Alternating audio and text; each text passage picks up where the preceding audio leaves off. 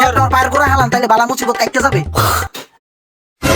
হালার পালায় কামটা করলে কি ভাইজান ওই আপনার পায়ের গোড়ায় সেফালাই তুই গেলে আরে ডাক দেন, ডাক দিয়ে দুইটা শর্ট থাপ্পড় দেন। ওই বেটো এদিকে ওই কি হইছে? ওই বেটো তুই আমার পায়ের গোড়ায় সেফ ফেলাইছ হ্যাঁ? মুখ আপনার সেফও আপনার, আপনি করতে জিগাইয়া হালাইবে। ওই বেটা সরকারের রাস্তা আমি সেফ ফলাই না মুইতা তুই তোর বাপের কি? আপনার সেফ কাছে আপনি খাইয়া লান বা হাতে লয়ে মাথায় বসেন, এটা আপনার ব্যাপার। তাহলে আমার পায়ে ফেলাইলেন হ্যাঁ? জানেন না আমি একজন রোজাদার ব্যক্তি? সারা দেশে মনে হয় যে আমরা একলাই রোজাদার আর আমরা সবাই সাইনবোর্ড। আরে ভাইজান রোজারাই খেয়ে তো তর্ক করতে হয় না, আর আপনি যে তর্ক শুরু করছেন আপনার রোজা তো হালকা হয়ে গেছে। তোর কথায় আমার রোজা হালকা হইব? এক কারে থাপড়ায় দাঁত ফালাই দিবি। কি ভাইজান ওর এত বড় সাহস হয় আপনার থাপ্পড় মারতে চাইছে? আপনি রোজাদার হইতে পারেন কিন্তু আপনি তো কোনো কাপুরুষ না। আপনি এক কাজ করেন, আপনি সোয়াবের নিয়তে অর্থ মাবাসা একটা ঘুষা মারেন। আল্লাহু আকবার। ছি ছি ছি রে ভাইজান ছি, ওর এত বড় সাহস আমের মতো রোজাদার ব্যক্তির গায়ে ঘুষামাই দিয়ে বসে, এইটা কোনোভাবেই মানা সম্ভব না। এই দুনিয়াতে উনাদের মতো অনেক অত্যাচারকারীরা আছে।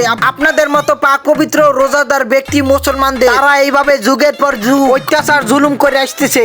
আমি যদি ওরে মাইরে বন তাইলে এটা ইসলামের প্রতি জিহাদ সৃষ্টি হইবে। একে তো আপনি রোজাদার ব্যক্তি এক সোয়াব, আবার ওরে মাইরে যদি আপনি জিহাদ ঘোষণা করেন তাইলে আরো ডাবল সোয়াব পাইবেন। ওঠেন ভাইজান, ওরে মাইরে আপনি ডাবল সেঞ্চুরি মাইরা দেন, ওঠেন। নারায়ে তাকবীর, আল্লাহু আকবার।